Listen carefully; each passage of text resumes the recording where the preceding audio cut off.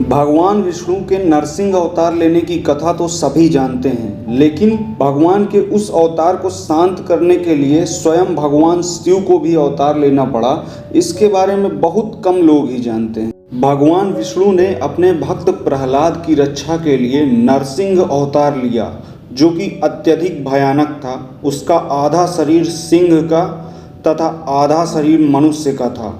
वह दिखने में अत्यधिक भयानक तथा बड़े बड़े नाखूनों वाला था। उन्होंने अपने इन्हीं नाखूनों की सहायता से हिरण्यकश्यप का पेट फाड़ दिया तथा उसका वध कर दिया। विष्णु पुराण में यह कथा यहीं समाप्त हो जाती है, लेकिन इसके बाद का वर्णन हमें शिव पुराण में देखने को मिलता है। शिव पुराण में बताया गया है, जब भगवान नरसिंह ने हिरण्यकश्यप का वध कर दिया, तब भी उनका क्रोध शांत नहीं हुआ। वे क्रोध में इधर उधर विचरण करने लगे तथा सृष्टि का विनाश करने लगे। उनके क्रोध से सारी पृथ्वी थरथराने लगी। सारे देवी देवता भयभीत हो उठे और किसी में भी इतना साहस नहीं था कि वह भगवान विष्णु के नरसिंह अवतार के पास जा सके। डर के मारे सभी देवी देवता भगवान शिव से सहायता मांगने गए तथा सृष्टि को बचाने की प्रार्थना करने लगे।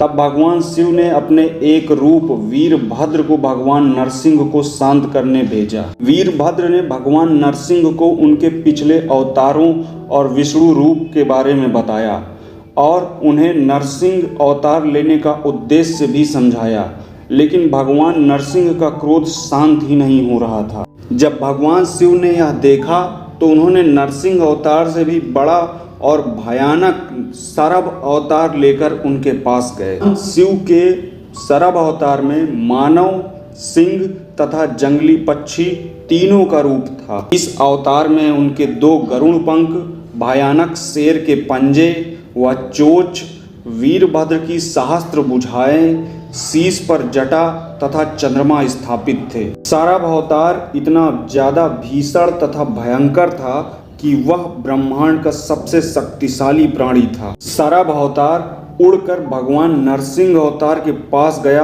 तथा दोनों महाशक्तियों में भयानक युद्ध प्रारंभ हो गया, जो 18 दिनों तक चला। जब भगवान सरभ ने देखा कि युद्ध के कारण से सृष्टि का विनाश हो रहा है, तो विवश होकर उन्होंने भगवान नरसिंह को अपनी पूंछ में लपेट लिया और पंजों में दबा के आकाश की तरफ ले गए। भगवान नरसिंह अपनी सारी शक्तियों और प्रयासों के बाद भी भगवान सरभ की पकड़ से छूट नहीं पाए।